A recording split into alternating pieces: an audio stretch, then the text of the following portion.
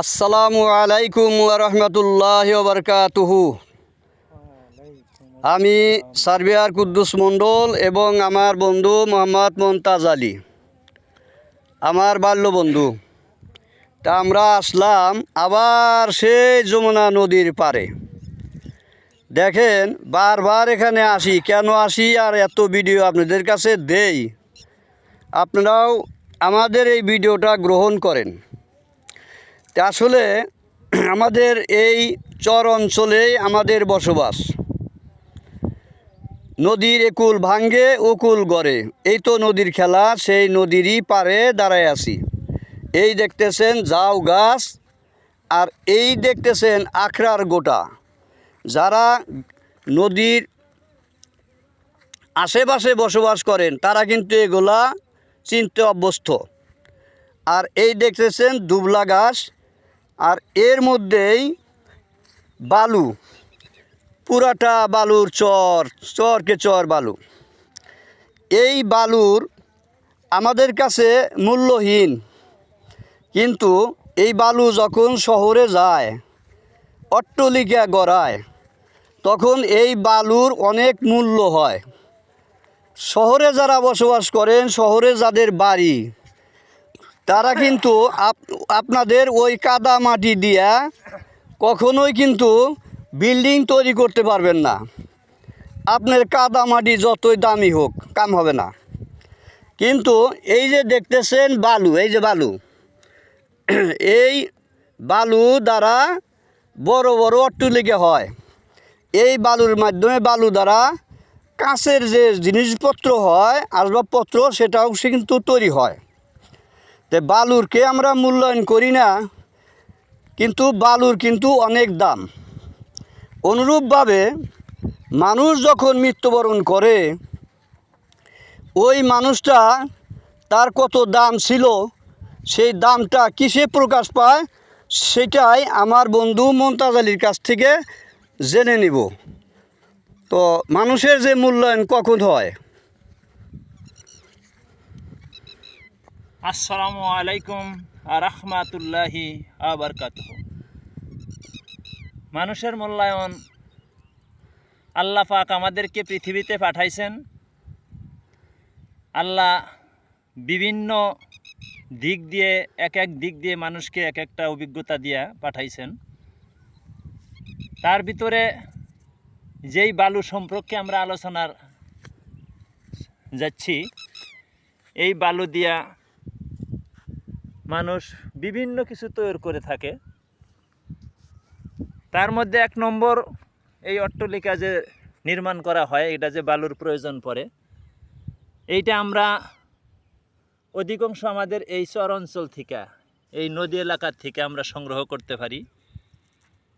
এই নদীর থেকেই আমরা শহর অঞ্চলে বালু যাইতেছে। এর থেকে আমরা অট্টালিকা বিভিন্ন প্রকার নকশি করে করে তৈরি করতেছি। ওখান থেকে তার একটা সুনাম গড়ে, সে এত তালা বিল্ডিংয়ের মালিক।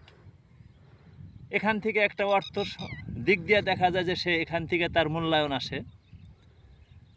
আর তার আখলাক চরিত্র, মানবতার দিক দিয়ে, সে চলাফেরার দিক দিয়ে সে তার মূল্যায়নটা, যে এইটাই সবচেয়ে পৃথিবীতে এবং পরজগতে আল্লাহর কাছে সবচেয়ে বেশি মূল্যায়ন হয়, হলো তার আখলাক চরিত্র, ভালো মন্দর বিশ্লেষণ করে সে তার চলাফেরা করাটা, এটাই হলো তার সবচেয়ে বড় মূল্যায়ন। তা আজকে আমরা বাল্য জীবনের দুই বন্ধু এই নদীর পাড়ে আসছি, বালুর চর দিয়ে হাঁটতেছি, বিশাল একটা আনন্দ। তার কারণ হলো যে এই চর দেখলে বা না আসলে এখানে খুবই মজা লাগে। যার দরুন আপনাদের সকলের কাছেই এই ভিডিও আমরা সর্বদাই, হয়তো আমার বন্ধু ঢাকা থাকে, ঢাকা থেকে আসলেই আমরা দুইজনই এই চরে আগে আসি।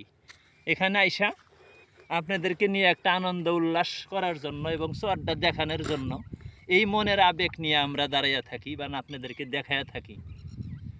তা আল্লাহ রব্বুল আলামিন পৃথিবীতে 18,000 অগণিত মাখলুক সৃষ্টি করেছেন, এটাও বান্দাকে পরীক্ষা করার জন্য। এটাও একটা বান্দার বিশাল পরীক্ষা। যেহেতু আল্লাহ পাক কোরআনুল কারিমের ভিতরে ঘোষণা করেছে নফি আনফুসিকুম আফালা তুবসিরুন, হে বান্দা তোমার মাথার চান্দি থেকে পায়ের তালুয়া পর্যন্ত তুমি চিন্তা ফিকির করো, আমার সৃষ্টির দিকে লক্ষ্য করে তুমি চিন্তা ফিকির করো, তাহলে আমি আল্লাহ যে একজন আছি এটা তুমি ভালোভাবে স্পষ্টভাবে তুমি বুঝতে পারবে যে আমি আল্লাহ একজন আছি। তো এই যে এই কোরআনের আয়াত থেকে আমরা বুঝতে পারলাম যে আমরা এখন এই বালুর চরের ভিতরে আছি। এখানে ঠিকই আল্লাহ পাক যেরকম মানুষের অঙ্গ প্রত্যঙ্গ সৃষ্টি করছেন, এই নদীর আকলাক চরিত্র ঠিক এইভাবেই আল্লাহ পাক সৃষ্টি করছেন। খেনেই নদী, আবার খেনেই উঁচু জমি, আবার খেনেই দেখা যায় ওখানে এই যে কাইসা ঘাস, আমরা বাল্য জীবনে এই কুশাল আমরা ব্যবহার করতাম, কুশাল খাইতাম। এই কুশাল তুইলা আমরা এখান থেকে ডেকিতে চুরাইয়া এখান থেকে আমরা গুড়ের রস, আমরা গুড় ব্যবহার করতাম। আর সেই কুশাল আজকে আমরা এই চরের ভিতরে এসে দুই বন্ধে পাইতেছি, উঠাইতেছি। এই পূর্বের একটা ইতিহাস আমাদের জাগছে। প্রিয়তম সুধীমণ্ডলী, অত্র এলাকার সকলকে আমি দৃষ্টি আকর্ষণ করে বলবো, এই জন্য আমাদের প্রত্যেকটা মানুষের বাল্য জীবন থেকে শেষ জীবন পর্যন্ত আমাদের সদা সর্বদাই চিন্তা ফিকির করা উচিত। আমার বাল্য জীবনে আমি কেমন ছিলাম, এখন আমার জীবনটা কতটুকু কি আছে, এই চিন্তা ফিকির করে যদি আমরা সকলেই চলতে পারি, তাহলে ওই মানুষটা কখনো অন্যায় করতে পারে না, কোন ভুল পথে যেতে পারে না। ওই মানুষটার ইমানি শক্তি বাড়বে এবং ওই মানুষটা দিনী পথে চলার জন্য চেষ্টা করবে, মানুষের সাথে সৎ আচরণ সৎ ব্যবহার করবে। এই জন্য আমি সকলকেই করজোড়ে অনুরোধ করে বলবো যে সকলেই যে যেখানে যে অবস্থায় আছি, যে ছোট থেকে যত বড় লোকই হয়ে থাকি, তার বাল্য জীবনের কথা যেন আমরা সকলেই বেশি বেশি মনে করি, স্মরণ করি, তাহলেই দেখা যাবে আমাদের ইমানি শক্তি বেড়ে যাবে।